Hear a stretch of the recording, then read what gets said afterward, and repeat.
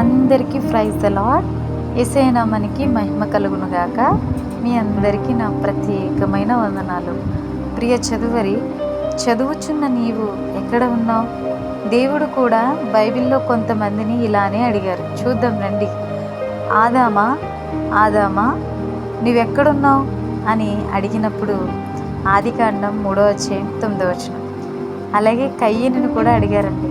కయ్యను నీ తమ్ముడైన హేబేలు ఎక్కడున్నాడు? ఆదికాండం 4వ అధ్యాయం 9వ వచనం. అలాగే సారాయి దాసివైన హాగరు ఎక్కడి నుండి వచ్చితివి, ఎక్కడికి వెళుతున్నావు అని హాగర్ను కూడా ఆదికాండం 16వ అధ్యాయం 8వ వచనంలో అడుగుతారండి దేవుడు. అలాగే సీమోను పేతురు ఒక్క గంట అయినా నీవు మేల్కొని ఉండలేవా అని మత్తయి సువార్త 26వ అధ్యాయం 40వ వచనంలో ఇలా అడుగుతారు.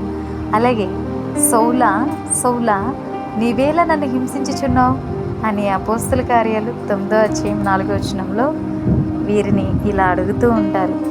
ఆదామును పిలిచినప్పుడు అంటున్నాడు, నేను దిగంబరినై ఉంటిని అని. అలాగే కయ్యని పిలిచినప్పుడు అంటున్నాడు, నేను ఎరుగను, నా తమ్మునికి నేనేమన్నా కావలి వాడినా అని. హాగర్ అంటుంది, నా యజమానురాలైన సారాయి యొద్ద నుండి పారిపోచున్నాను అని. సీమోను పేతురు నిద్రమత్తుతో ఉన్నాను ప్రభువా అని అనగలుగుతున్నాడు. సౌలు అంటున్నాడు, ప్రభువా నువ్వు ఎవడివి అని అడుగుతున్నాడు. దేవుడు వారిని పిలిచినప్పుడు సమాధానం అనేది కరెక్ట్గా చెప్పగలిగిన వారి జీవిత చరిత్రను తిరిగి రాశాడు.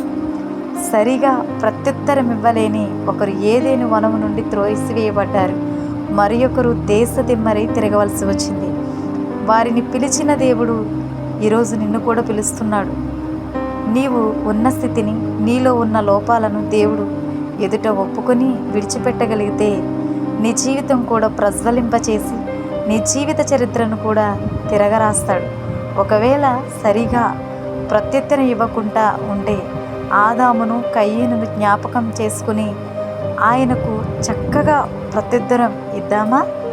దేవునికి చక్కగా ప్రత్యుత్తరం ఇచ్చిన పేతురును బండ మీద దేవుడు తన సంఘాన్ని కట్టాడు. సౌలు ద్వారా అనేక సంఘాలు కట్టించి క్రీస్తు సైనికుడిగా పౌలును వాడుకున్నాడు. హాగరు సంతానాన్ని లెక్కింప వీలులేనంత విస్తారముగా ఆశీర్వదించాడు.